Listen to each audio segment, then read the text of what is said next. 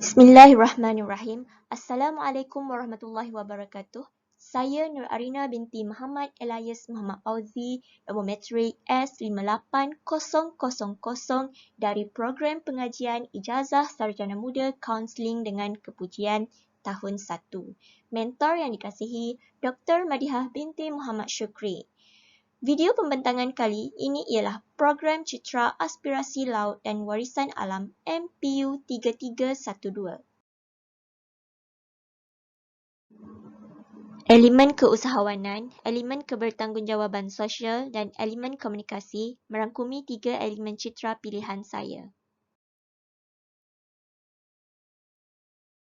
Program Siswa Celik Wang SCEW SKU 3.0 merupakan program anjuran Jabatan Pendidikan Tinggi dengan kerjasama Universiti Putra Malaysia UPM Kampus Bintulu, Sarawak.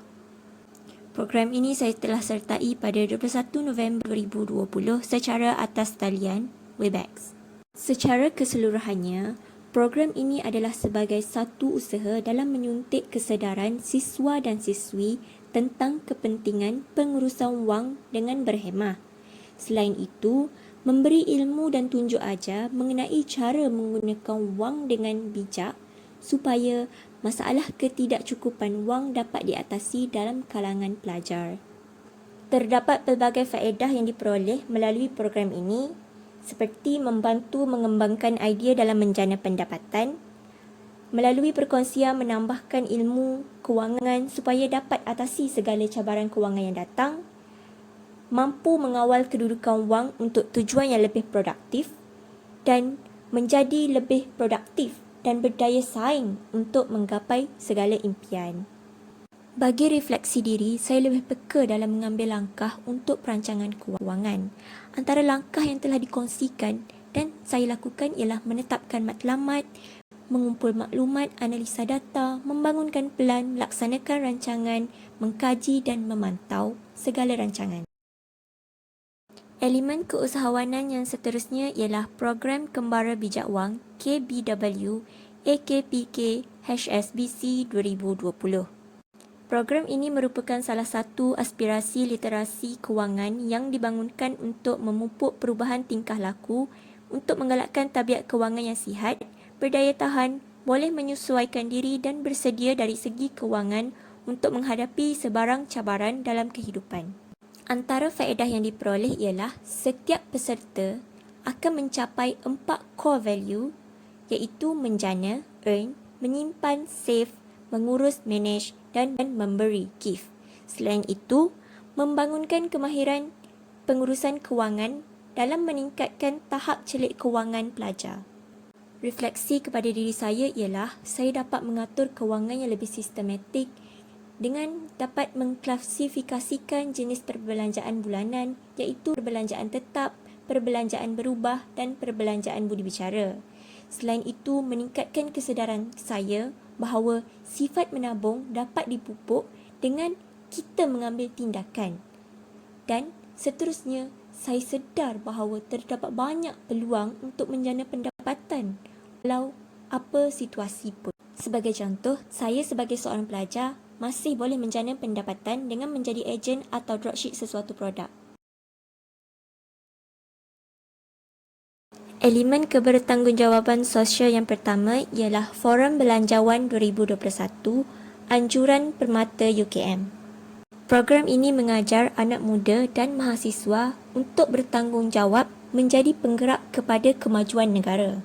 Hal ini kerana belanjawan adalah set perancangan yang agak serius untuk kita memikirkan apakah kita sebagai negara dan rakyat ingin lakukan bersama dan untuk bergerak ke hadapan. Program ini sangat berfaedah kerana memberi kelebihan kepada anak muda dan mahasiswa untuk memahami konsep belanjawan dan menyedari tahap ekonomi dan sosial negara dan seterusnya mengajar anak muda untuk menjadi rakyat yang peka dan bertanggungjawab sebagai penggerak kemajuan. Bagi refleksi diri, saya sedar bantuan secara terus adalah sebahagian usaha kerajaan untuk membangunkan ekonomi.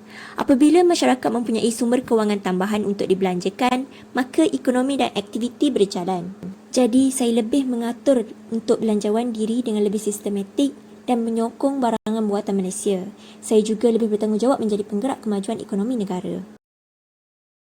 Elemen kebertanggungjawaban sosial yang seterusnya ialah krisis isu cabul dan pornografi. Pada pendapat saya, krisis ini merupakan isu yang perlu diketengahkan dengan lebih serius supaya tidak terus menjangkiti golongan muda untuk terlibat sama kerana 1 daripada 5 pencerian di internet melalui telefon pintar adalah melibatkan pornografi.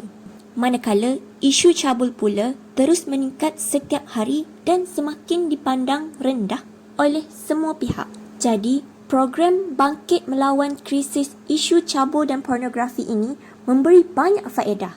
Antaranya, membantu membangunkan generasi untuk lebih rasa bertanggungjawab kerana segelintir masyarakat yang memandang biasa perkara ini telah menyebabkan anak-anak turut sama terlibat tanpa rasa bersalah. Oleh itu, panel jemputan selaku aktivis sosial telah membantu audien untuk mengetahui secara lebih terperinci berkaitan isu cabul dan pornografi serta hukuman-hukuman yang akan dikenakan kepada mereka yang terlibat. Seterusnya, membantu membentuk minda yang sihat dan rasional juga merupakan faedah yang diperoleh.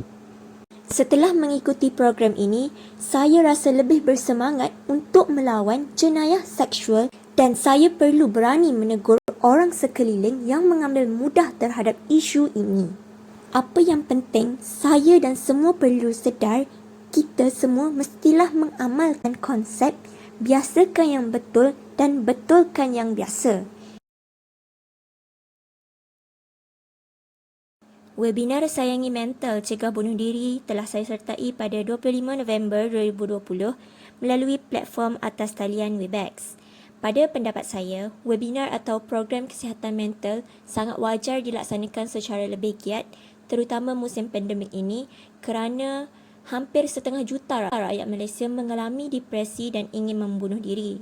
Menurut apa yang dikongsikan oleh penceramah, terdapat pelbagai faktor yang mendorong seseorang untuk membunuh diri, antaranya ialah masalah kewangan, tragedi kehidupan dan masalah psikososial dalam keluarga. Terdapat pelbagai faedah yang diperoleh sepanjang mengikuti program tersebut, antaranya meningkatkan kesedaran diri saya dan masyarakat tentang kepentingan kesihatan mental dan kempen secara berterusan ini juga membantu mengurangkan kadar kematian yang berpunca dari membunuh diri dan melahirkan generasi yang lebih berfikiran rasional dan lebih menghargai nyawa setiap insan. Program ini telah membuka mata saya dan membuatkan saya lebih terbuka untuk berkongsi masalah dengan orang yang boleh dipercayai. Dan saya juga akan sentiasa berfikiran rasional. Saya juga sentiasa melakukan senaman dan mendekatkan diri dengan Tuhan kerana saya sedar bahawa pentingnya untuk menghargai nyawa. Elemen komunikasi yang seterusnya ialah Let's Reach Out, anjuran daripada kumpulan 1 CPRG, pembimbing rakan sebaya dari Bimbingan Pusat Co-Curriculum. Pada pendapat saya, program ini lebih santai, namun mampu menjadi pembakar semangat kepada pelajar dalam meneruskan semangat juang belajar walaupun perlu mengharungi pembelajaran secara atas talian. Kerana program ini adalah untuk memberi motivasi dan membantu pelajar menyesuaikan diri dengan pembelajaran atas talian semasa pandemik COVID-19. Antara faedah yang diperoleh ialah dapat mengetahui teknik pengurusan masa yang sistematik, dapat memotivasikan semangat juang belajar dan peserta saling berkongsi idea dan kreativiti mereka dalam meneruskan pembelajaran secara atas talian. Secara peribadi, saya lebih rasa bersyukur dengan kemudahan yang disediakan walaupun terpaksa belajar di rumah. Saya juga mula membetulkan niat belajar dengan membuang prasangka negatif terhadap halangan yang dihadapi. Dan saya rasa lebih bertanggungjawab dan percaya pada kemampuan diri kerana menuntut ilmu itu perlu dilakukan secara berterusan, tidak mengira masa, tempat dan juga keadaan.